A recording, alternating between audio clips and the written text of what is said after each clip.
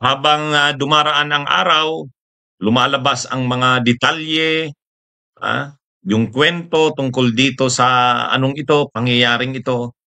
Maano tayo, kung papaniwalaan natin ang kwento ng mga taong ah, lalo na yung mga nagsasabing mga sinasabing mga whistleblowers, maano ka mga kabunyog, mga kababayan, na ano nyo, yung mga kwento nila. Pinanood ko yung kwento ni Ted Filon doon sa alias Tutoy, doon kay ano yun, yung kay Don, ano, um, yung whistleblower na si ano, ah, yung alias Tutoy. Hmm? Nung tinanong siya ni Ted Filon kung paano ba pinatay ang mga ano nawawalang sabungero, ha? Makikita natin doon yung kwento, ano, grabe. Ano? Kumbaga bago pala sila itinapon yung mga sabungerong ito na pinatay, bago itinapon, inano muna, ang tawag doon, sinigurado na lang nila na munang wala ng dugo. Grabe yung ano, yung base doon sa kwento ito ni Patidungan, yung Jolie alias Don Julie Patidungan. Ano? Napanood niyo 'yon, ano? Grabe, nakakakilabot. Imagine niyo parang Ampatuan Massacre, ano? Kayang pumatay ng ganung ano, ng parang ganun lang kasimple ang pumatay ng ganun karaming tao. Ha? Nung una ang sinasabi dito 34 katao, pero habang tumatagal hindi pala 34, umaabot 100. Oh, ha? Ah, ano ito mga kabunyog, mga kababayan. Kaya itong mga ganitong mga karumaldumal na krimen na naganap sa ating bayan, yung Ampatuan Massacre noon, no? Yung ginawa noon ng mga Ampatuan, anong ginawa nila? Pinagpapatay yung mga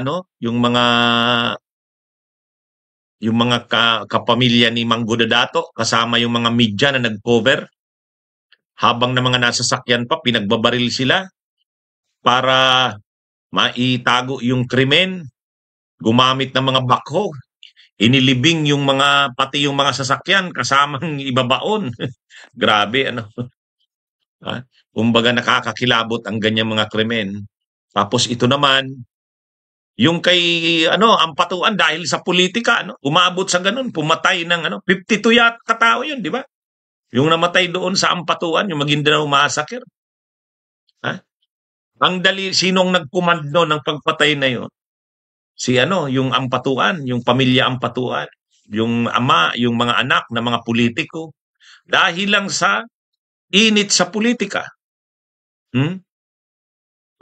Kung mababalikan natin yung kwento noon, yung Manggudadato kalaban ng Ampatuan. Ayaw ng Kaampatuan na may kumakalaban sa kanila. Ay talagang desisyonado na yung Manggudadato na lumaban. Ngayon, yung ang nag-file ng kandidatura yung asawa ni Manggudadato para hindi masyadong maging mainit, kasi pag siya ang nag-file mainit, para maiwasan nga yung karahasan, yung asawa na babae yung nag-file. Sinamahan lang ng ilang supporters. Siyempre dahil mainit na issue yun na may lalaban na sa Ampatuan, kinover ng media. Yung mga media na nag-cover, nakakonvoy sila kasama yung asawa ni Manggado Dato na magpa-file, hinarangan sa checkpoint. Pagkaharang sa checkpoint, kinonvoy naman, in-escort papunta sa isang secluded na lugar, doon pinagbabaril. Mga nasa loob pa ng mga sasakyan, kasama yung mga media na magko-cover ng pag-file sana ng kandidatura. Nagkatapos naghukay gamit ang bakho, ililibing yung mga bangkay na nasa loob pa ng mga sasakyan. Ganyan yung nangyari nun. Nabigla ang grabe, ano ba yun? Kaya mong pumatay ng ganun dahil lang sa politika? Ito naman, missing sa Bungiro, kayang pumatay ng sabi 34 pero ngayon lumalabas 300 ay 100 dahil naman sa negosyo, dahil sa sabong, dahil sa sugal. Itong mga sabungerong ito, di umano, ayon doon sa whistleblower, nahuhuli itong mga sabungirong ito na nandadaya sa sabong. Yung nang chuchupi. Oh. Ayon doon sa kwento nito ni Julie, no, Tadinungan, mayroon daw nagbabantay sa mga sabungan. At ngayon doon sa alias Tutoy na 'yon, pinangalanan niya yung nagbabantay yung Engineer Salazar ba 'yon? Engineer Salazar yata 'yon. Binabantayan noon kung mayroong mga nandadaya ng tutsupi, Engineer Celso Salazar. Minomonitor ni Eric De La Rosa. Yan. Eric De La Rosa yung nagmumonitor. Pag nakikita daw nitong Eric De La Rosa, rinireport kay Atong Ang pag mayroong mga nanchuchupi. Tapos, pag-report kay Atong Ang, di umano, inaaprubahan ng isang Engineer Celso Salazar. Tapos, inaaresto ito, kinukuha itong mga sabungirong ito, mga pulis ang involved, mga pulis. Dinadala doon sa isang farm, doon sa malapit sa Taal. Tapos sila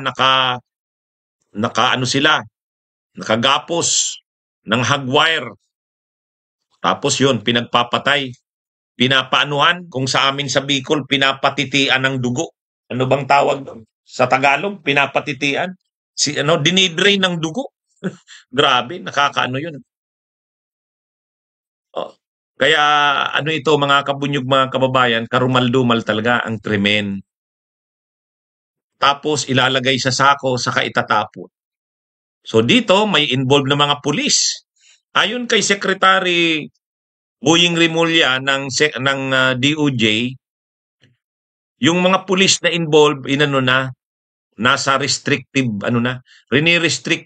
restrictive custody na.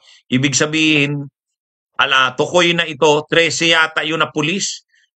Ito yung mga nasa payula daw ni Atong Ang, sabi ng Secretary of Justice. At ito'y nasa restrictive custody na. Ibig sabihin, hindi hawak na ng kanilang mga officers at isasailalim na sa investigasyon. Parang katulad din nun sa Ampatuan Massacre. May mga involved din ng mga KAFGO, mga pulis. Grabe, Dahil naman ito sa negosyo. Yung Ampatuan Massacre dahil naman sa politika. Ito naman dahil naman sa negosyo. Yan mga kabunyog ang nangyayari sa atin. Yung isa dahil sa politika, ito naman dahil sa negosyo. Pero sabi naman ni Atong Ang, hindi daw siya involved dyan. Siya daw ay nagsasabong lang. Inaamin niya daw na siya daw ay involved sa gambling at siya ay babaero. Yun. Pero yan daw mga pagpatay, hindi yan. Nag-press con si Atong Ang, yun ang ini-explain niya. Hindi daw siya doon. Actually, ang lang ng pagpatay, ayaw daw ni Atong Ang. Siyempre, sino ba namang magugusto na nagkakaroon ng dayaan sa negosyo mo? Masisira yung negosyo mo kapag nalalaman na may dayaan. Pero kung totoo man yung sinasabi ng Julie Tadinungan, grabe namang umabot sa ganito. Grabe namang umabot. Pero yun na nga, sinasabi naman ni Atong Ang, hindi siya involved yan. Hindi totoo yan. Sabi niya parang anak niya na daw yung si Tadinungan. Ay Patidungan. Kaya hindi niya raw talaga sukat isipin na gagawin sa kanya nun. Ngayon, nai-involve naman dito si Gretchen Barreto.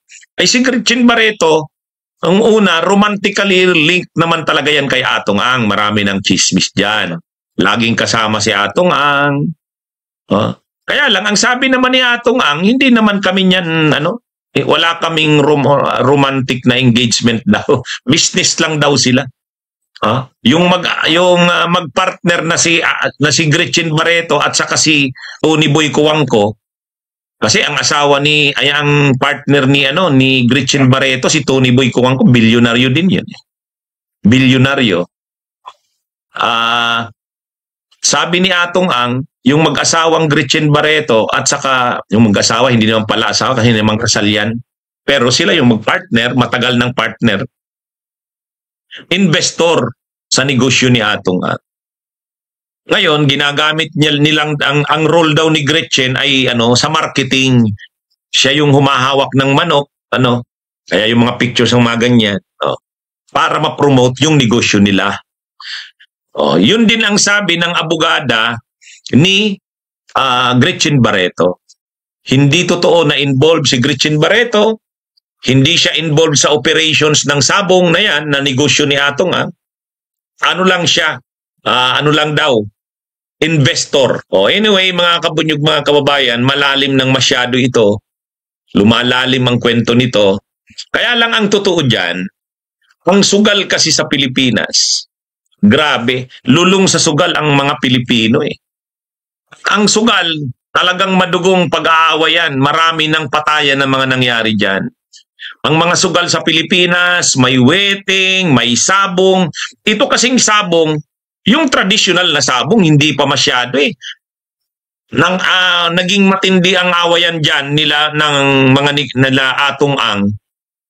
Nung online sabong, nung panahon ng COVID, talagang bilyon-bilyon ng kinikita sa industriyang yan, gaming industry. Kasi nung panahon ng COVID, ang mga tao hindi makalabas, yung mga nagsasabong hindi na makapunta sa sabungan. Ay tumataya na lang sila, online sabong. Na-develop nun yung e-sabong na tinatawag eh. Grabe yun. Kaya kahit na wala na yung COVID, may e-sabong pa rin. Tapos bumalik na rin yung traditional na sabong. Si Atong Ang dati na involved sa weteng, ay dati na dati na ring naging mainit yan si Atong Ang sa issue ng weteng eh. Ay di ba? Nag-away yan saka si Chavit Singson nung panahon ni Erap. Kasi dati ang pinagkakatiwalaan ni Erap noon sa weteng si Chavit Singson. Ay nung bandang huli, itong si Atong Ang na yung pinagkakatiwalaan ni Erap. Plano nilang gawing legal yung weteng noon. Kaya nung nangyari yon, nung gagawin na ni Erap na legal yung weteng, galit si Chavit. Kasi bakit naman ibibigay mo kay Atong Ang yan? Tayo naman ang dyan, magkausap tungkol dyan sa weteng. In-expose ngayon ni Chavit Singson yung mga transaksyon ni Erap sa weteng, kung paano ito tumatanggap ng napakaraming pera. Yun, doon na na-impeach si Erap. Nung kinakasuhan na si Erap ng plunder matapos ma-impeach, nakasama sa kinasuhan itong si Atong Ang. Tumakas itong si Atong Ang. Pumunta ng Amerika. Pero nahuli ito doon sa Las Vegas. Kaya in-extradite. Binalik sa Pilipinas, nilitis dito. Paglitis dito ng kanyang krimen, siya, plea bargaining. Ibig sabihin, tumanggap siya ng krimen na mas mababa para lang maanuhan niya na, matapos na yung kanyang legal problems. Inamin niya yung mababang krimen. Ang mababang krimen na inamin niya, yung yung hindi siya na nagbabayad ng buwis, excise sa tabako. Yun, napalaya siya.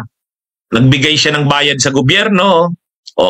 Pagkatapos, under probation siya.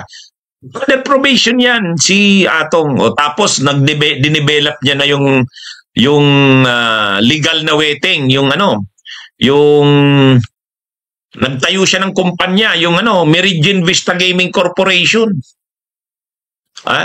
Meridian Vista Gaming Corporation.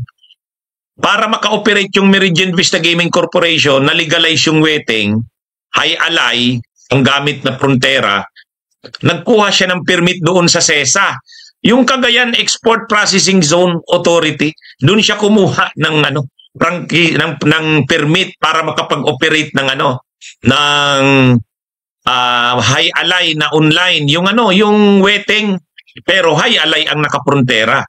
Yumama na naman siya doon. Sobra ang ano niya, sobrang kinita niya doon sa high alay na yan ng Meridian Vista Gaming Corporation. Kaya maraming sa kanya bumilib noon kasi ano siya, parang genius pagdating sa gambling, sa sugalan. Kakumpetensya niya, kalaban niya diyan sa waiting na yan, si Bong Pineda ng Pampanga. Yun naman, ang permit naman ni Bong Pineda sa kanyang legal na waiting, legalized waiting kasi yan, STL naman, Small Town Lottery. Doon naman yan sa PCSO. Yan. Kaya matindi ang labanan yan. Kaya lang, ang pagkakaiba nila, si Atong ang high alay, nakaprontera para sa kanyang legalized waiting. Ang permit niya galing ng SESA. Kumikita siya ng malaki. Napakalaki ng kita niya dyan sa gaming niya na yan. Si Bong Pineda naman ng Pampanga, ganun din. STL naman, Small Town Lottery. Nag-aagawan sila ng mga probinsya. Halimbawa, Camarines Sur. Ang papasok sa Camarines Sur, high alay. Kaya Atong ang yan. Kung pasok naman halimbawa sa isang probinsya, halimbawa, Nueva Ecija, doon naman STL, kay Atong ang naman yan. Kaya noon, ang mga gobernador, kanya-kanya silang kausap kung sinong papasok. Kung ako ang gobernador, papapasukin ko sa akin yung STL, Bong Pineda. Pag ako naman gobernador, halimbawa, ng Negros Orient, ay sa Quirino Province, ang papapasukin ko naman ay high alay ni Atong ang. Doon naman, bawat probinsya na pumapasok yung mga sugal na yan, may kinikita, may lagay yan sa mga gobernador, may lagay sa mga mayor, may lagay sa mga chief of police, provincial director, ang sugal bilang negosyo at industriya sa buong Pilipinas. Grabe. Grabe. Ngayon, lalo na nung nagkaroon ng online, naging online na, naka-internet na rin. Lalo na, nag-agawa na naman dyan. Mga isabong-isabong na yan. Pagdating sa Mindanao at sa Visayas, sa Negros Oriental at Visayas, magkalaban naman doon si Arnie Tevez saka si Albi Benitez. Si Albi Benitez yung nai-involve kay Ivana Alawi. Gambling din ang negosyo niyan. Mayroon nga akong isang kliyente lumapit sa akin, parang nagtatrabaho sa SM doon sa Bingo. Sa Bingo, yung pabingguhan sa SM, tinanong ko, sino bang employer mo? Sabi niya, ang kumpanya po namin, yung bingguhan sa SM, hawak po yan ni Albi Benitez. Imagine niyo yan. Lahat ng SM, yung bingo dyan, ang may hawak niyan, si Albi Benitez. Yung dating mayor ng Bacolod, na ngayon ay congressman na. Isa yan, di ba, sa sinasabing posibleng lumaban kay kanino yan? Martin Romualdez, bilyonaryo yan. Ganun din si, alam naman natin ang laban ni Arnie Tevez. Sa rin yan, gambling din. Yan ang ilan sa mga kilalang pangalan sa gambling.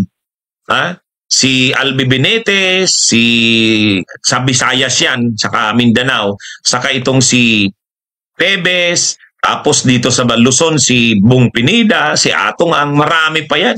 Hayaan nyo. Sa susunod na mga araw, mas ikikwento ko pa ito. Mag-aalas 12 na kasi ng ating gabi. Anyway, malawak po. Malalim ang kwento sa likod nito. Talagang matindi itong malaking pera ang gaming ang sugal sa Pilipinas. Bilyon-bilyon.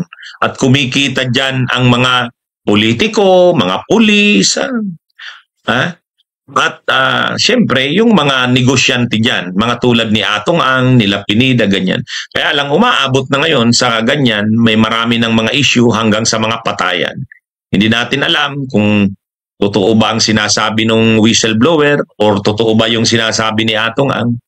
Basta umabot na tayo sa ganito. Okay? Mga kabunyog, mga kababayan, may part 2 tayo dito sa talakayang ganito.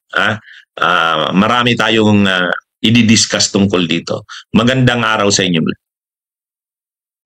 Bunyog, bunyog, halikan na kasama ka. Bunyog, Kapag buklod ay may pag-asa, Luzon, Visayas, Mindanao, isa ang pananaw. Sa bagong Pilipinas ang bunyog isisigaw. Bunyog.